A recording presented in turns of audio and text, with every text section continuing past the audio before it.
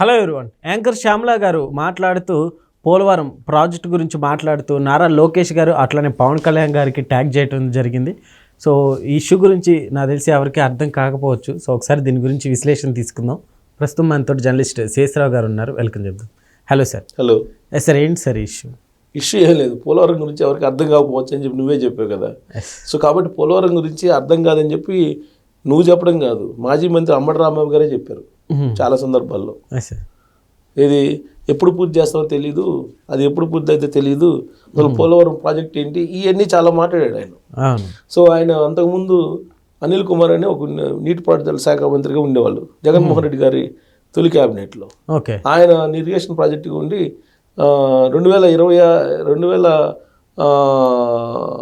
ఎప్పటికి పూర్తి చేస్తా అన్నాడు, 2022కే పూర్తి చేస్తా ఉన్నాడు, 2022కి పూర్తి చేస్తామన్నారు. అంబటి రాంబాబు గారు తర్వాత రెండో కిషన్ వచ్చాడు నీటి పారుదల శాఖ. అప్పుడు పోలవరం ఎప్పుడు పూర్తి అవుతుందంటే నాకేం తెలియదు అని చెప్పేవాళ్ళు, ఇట్లా చెప్పి మాట్లాడేవాళ్ళు రకరకాలుగా ప్రెస్ మీట్లో. సో పూర్తి అవగాహన లేనట్టుగా మాట్లాడేవాళ్ళు. సో ఇలాంటి సబ్జెక్టు మీద శ్యామల గారు మాట్లాడటం అంటే ఇంకా క్యావిడియే. ఎందుకనంటే సరే మాట్లాడారు, ఆవిడ తెలుసుకొని సబ్జెక్ట్ మాట్లాడారు. ఎందుకంటే వైఎస్ఆర్ కాంగ్రెస్ పార్టీ అధికార ప్రతినిధి ఆవిడ.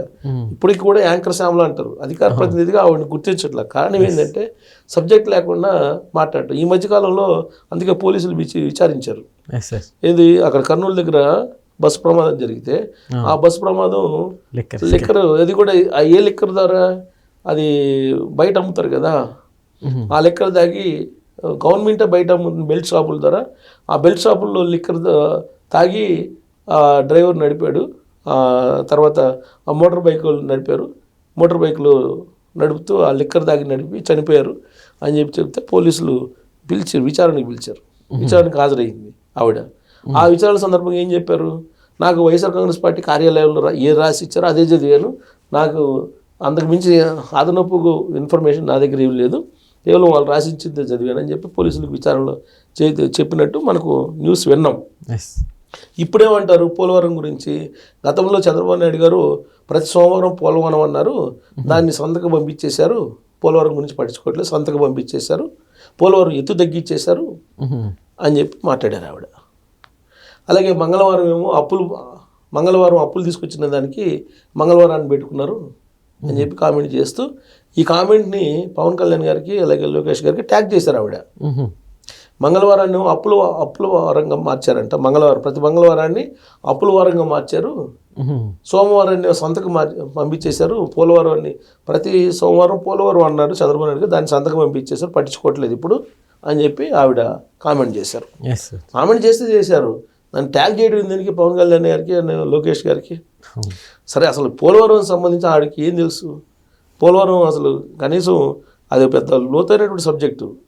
కానీ అర్థం అంటే ఎత్తు తగ్గించారని చెప్పేశారు. ఎప్పుడు తగ్గించారు, ఎవరు తగ్గించారు, తగ్గించింది ఎవరు, అసలు ఎత్తు తగ్గిస్తూ లెటర్లు రాసింది ఎవరు కేంద్ర ప్రభుత్వానికి అని అంటే ఇప్పుడు ఉన్నటువంటి ఇరిగేషన్ మినిస్టర్ రామానాయుడు గారు చాలా క్లియర్గా గతంలో ఏం జరిగిందని చెప్పారు.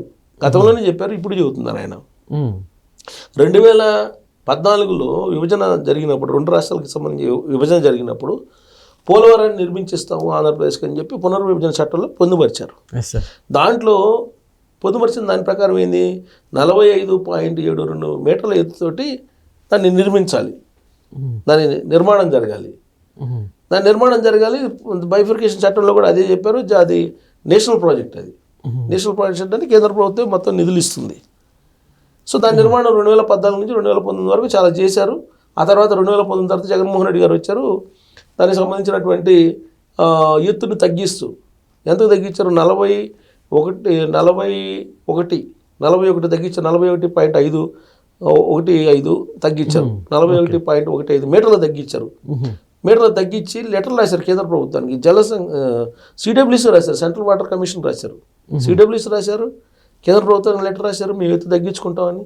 ఎందుకు, నిధులు రావట్లేదని చెప్పేసి ఎత్తు తగ్గించుకుంటామని చెప్పారని చెప్పి ఇప్పుడు రామానాయుడు గారు ఇరిగేషన్ మినిస్టర్ చెబుతున్నారు. వాళ్ళు అప్పట్లో రాసినట్టు లెటర్లు కూడా చూపిస్తున్నారు ఆయన.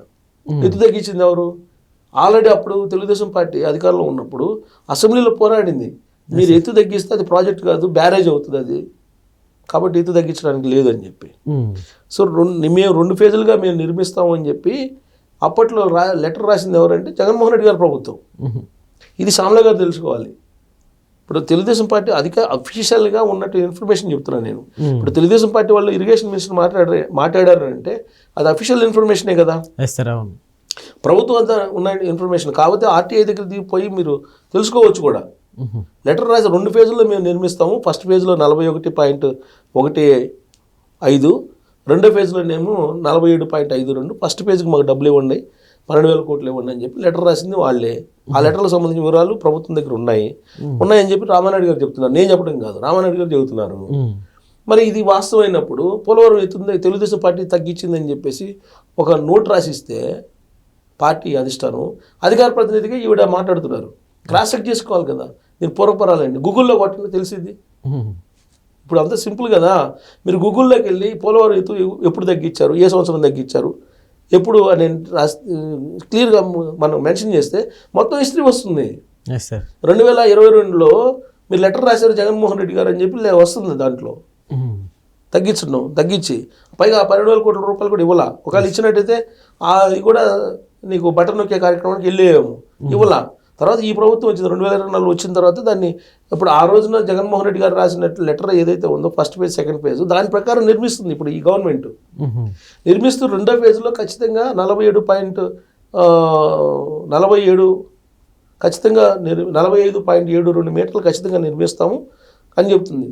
బైఫర్కేషన్ చట్టంలో కూడా అదే 45.72 మీటర్లు సుమారుగా అది మేము నిర్మిస్తాము, రెండో ఫేజ్లో నిర్మిస్తామని చెప్పి ఈ గవర్నమెంట్ చెబుతుంది. గత ప్రభుత్వం 2 ఫేజ్లో మేము నిర్మిస్తామని చెప్పింది. ఫస్ట్ ఫేజ్ అయిపోతుంది 2028 నాటికి, రెండో ఫేజ్ కూడా మేమే నిర్మిస్తామని చెప్తుంది ఇప్పుడున్నటువంటి ప్రభుత్వం. లేదంటే రెండో ఫేజ్ నిర్మించబడి అది బ్యారేజ్ అవుతుంది కాబట్టి మేము నిర్మిస్తామని చెబుతుంది. కాకపోతే ఇప్పుడున్నటువంటి ఇబ్బంది ఏంది, ఛత్తీస్గఢ్ నుంచి ఇబ్బంది ఉంది ఎత్తు పెంచడానికి, తెలంగాణ నుంచి ఉంది, ఒరిస్సా నుంచి ఉంది. ఈ రాష్ట్రాల చుట్టుపక్కల సరిహద్దుల్లో ఉండే రాష్ట్రాల నుంచి ఇబ్బందులు ఉన్నాయి. కారణం ఏంటంటే ముంపు ప్రాంతం ఎత్తు పెరిగితే ముంపు ప్రాంతాలు పెరిగిపోతాయి ఆ రాష్ట్రాల్లో.